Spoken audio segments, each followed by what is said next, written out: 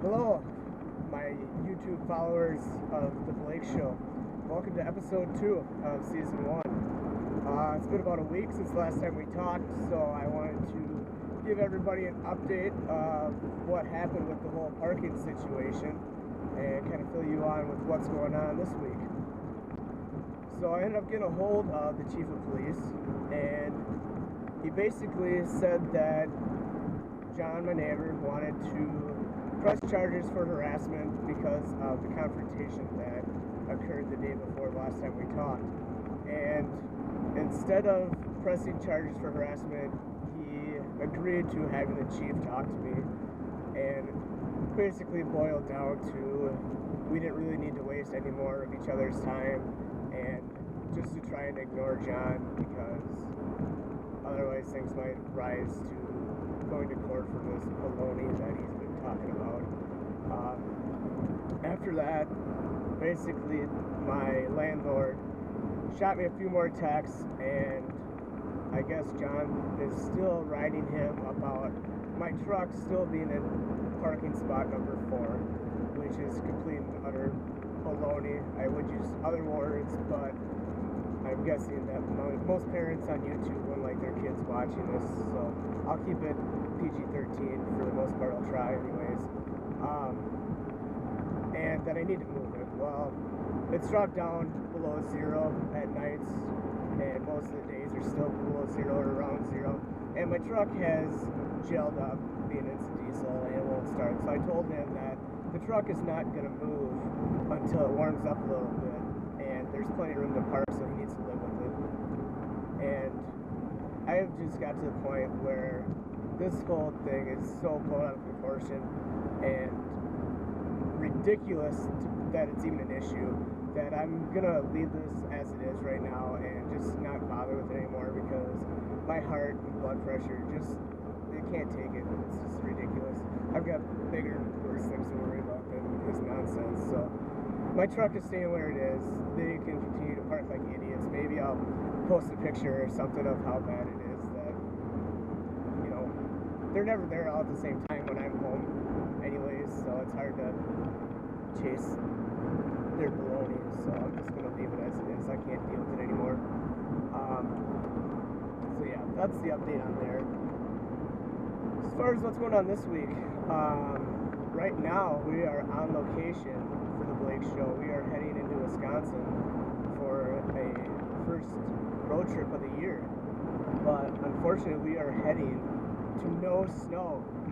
We went from riding where we were at our home base, and as the farther we get east into Wisconsin, we're losing snow as we speak, and a little worried about how much we're going to get done riding, but we'll see what happens. At least we can work on some other things.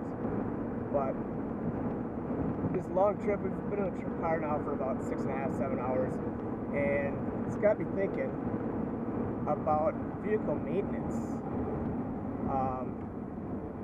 On the trip over here, we've seen a number of things, starting with an ice house whose wheel was within seconds of falling off, whether he had a wheel bearing going out or whatever his case was. He had some issues. Finally, we got around him, and he noticed his wheel about to fall off and pulled off, which is a good thing for the safety of others behind him. And we come into Duluth, and there's a cop blocking a lane of traffic for a vehicle whose wheel has fallen off and is laying next to their vehicle. And it's almost comical, you know. Granted, the misfortune of others is sometimes funny and you feel bad for them, but a lot of things can be avoided with just some general maintenance. Today we get into the company vehicle, and the roads were a little sloppy in Minnesota from where we headed out of, and when we got behind some vehicles, the windshield got a little dirty, so I proceeded to turn the windshield wipers on, and they don't touch the windshield at all, which does nothing for me. So I was like, oh, I'll throw some water at it, you know, some windshield washer fluid at it, see if that does anything. And of course, it's dry. I mean, we've got a transportation department for a reason. It seems like every trip we take, whether it's up the street or into the mountains, we're replacing stuff on a vehicle that just got serviced by the dealership. You're killing me. So, now I gotta be careful about where I gotta pull in so I can wash my windshield off, just because somebody can't replace $7 wiper blades, and fill it up with washer fluid. This is your job. Killing me. Speaking of replacing wiper blades, I know my good friend, fellow ex-coworker Brad Hall is going to be watching this video. Brad, seriously, what's the deal with the wiper blades? It's cheap, it's inexpensive. You can at least put one on there. You got to take handoffs from other people's takeoffs after they replace theirs because they can't stand it of not being able to see out their windshield when it's raining. My blood pressure is still raised from driving back and forth from Red Lake Falls to work with you in the morning when it's raining and listening to the screeching on my side of the window and your classical music playing at 6:30 in the morning. I already didn't really want to get up that early, and now you're going to put me to sleep on the way to work with classical music? Absolutely ridiculous. Brother, really? Besides that, the trip's not going too bad. We give a shout out to my friends from the Iron River area, Coulter Eaton and Zachary Falkowski.